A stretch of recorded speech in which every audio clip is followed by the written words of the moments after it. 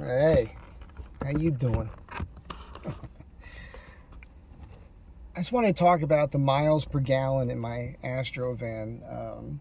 In response, there's a guy on here, and I like his content, his Astro van content. It's ADDvanced. It's capital A, capital D, capital D, Vanced. He's got like long hair and a stocking cap all the time. He's doing some kooky stuff. It's fun. It's fun to watch his stuff. It's fun to watch him make mistakes. We all do it. But because he has this thing where he keeps saying that the Astro van is underpowered, and that's not what I'm experiencing. And so it's his Astro van. I made that comment. So he got back to me and said, well, you know, I can do 90, but the miles per gallon really drop after that. Well, that's two different things, first of all. If you could do 90, then your van's not underpowered. You're doing 90 or more. So as far as the miles per gallon, I've done 2 trips to Arizona in this van in the last 3 weeks. Okay, now my van, 2004 all-wheel drive, converted to 4x4 with the S10 transfer case, so I'm in 2-wheel drive all the time. I've got tires, all-terrain tires that are just under 30 inches, and I've got a high lift on it. You would think hurt the power and everything, but it's not. I have a brand new Jasper transmission. I've got the overhead console in, and I can look at my miles per gallon. Now, I would think that my miles per gallon would be off like the Speedo. Speedo's off 4 miles per hour. I know that. So if it says I'm doing 65, I'm really doing closer to 70. If I keep it at 70, I'm really doing closer to 75, 74, in that range. And I'm always using maps, so it's telling me exactly how fast I'm actually driving. And the miles per gallon on the reader, it cannot be connected to the tires like the Speedo is. I think the way it works is, and I'd love for one of you to chime in, when you engineers there. Hey, Cliff, you watching this, man? Where you been? I haven't heard from you in a while. Because I think it's hooked up more to the transmission and O2 sensors and all that. Now, there's this kooky overdrive thing in this transmission, right? And I've talked about it before.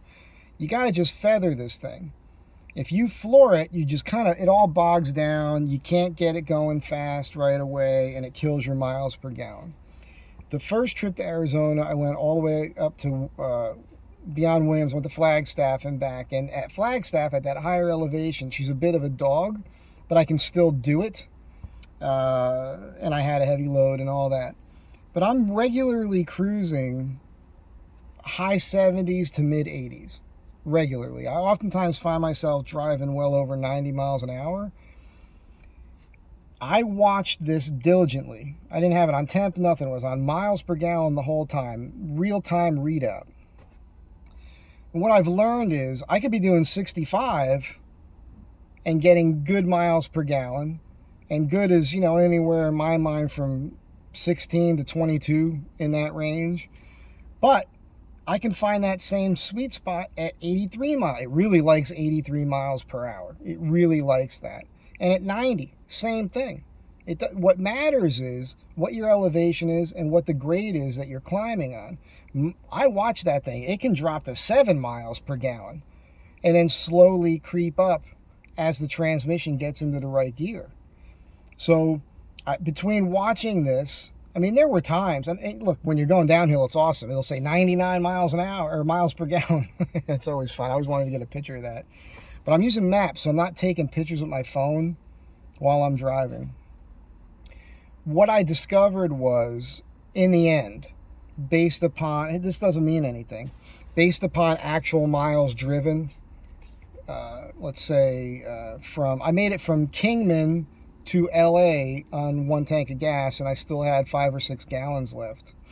And I checked that consistently a few times on these trips. And really, I'm getting about 15 miles per gallon is what I'm getting in this truck with the lift, the bigger tires, all of that, driving fast. Now, this is the West Coast. getting out of California, all that, there's a lot of grade changes, a lot of climbing up, a lot of going down, a lot of climbing up, a lot of going down. If you live in the middle of the country where it's flat, you're going to get better gas mileage. If you're on the East Coast, you should get better gas mileage. If your van is a dog, then that's the van. That's your van. It's not my van. My van is awesome. I'm really not having any serious issues with it. It's how you're driving. So it really doesn't matter. If I'm doing 65, if I'm not on a grade, if it's pretty flat. Also, I notice it's really interesting. When I get near Palm Springs, something about that stretch of road, I get crazy good miles per gallon at a super high speed. There's just something about that elevation and that spot. There's a couple spots like that on the drive where I'm noticing, holy, what the hell's going on? It's just perfect conditions. Just perfect conditions. So I think if you're living in a specific spot and you're not traveling all over the country, who knows? Maybe you can do a computer tune with your system and make it work right. I'm just telling you what's working for my van. Again, it's no BS, man. So if it's pretty flat, I'm not dealing with crazy wind, I could be 65, I could be 75, I could be 83, and I could be getting 16 to 20 miles per gallon on the readout on the miles per gallon. The reason why the average is 15 miles per hour is because I'm constantly, there's traffic, there's grade changes. I'm going up a grade. I want to stay at that speed so I'm not affecting traffic around me. I just still don't floor it. Just give it a little tap, a little push down, and oh, you feel it hits that high. Not the low gear. If you're cruising and you hit this grade, and you're losing some speed, once it hits 65 on my speedo, which is really more like 69, 70, it drops down and boom, you feel that. That's not the gear I'm talking about. That's the gear where you're going to lose your gas mileage. So you want to see that coming and start feathering it before that. Also, I learned, even on the grades now, I feel like I'm still learning this van, which is pretty crazy. But even on the grades now, if I just push it a little and just hold it right there, it will find that higher gear and it'll start cruising real nice. It'll drop. I'll see the miles per gallon drop, but then I watch it and it goes up to 10 miles and then 12 miles per hour. By the time it gets there, it kind of levels off, and then I'm getting back up to really crazy good numbers.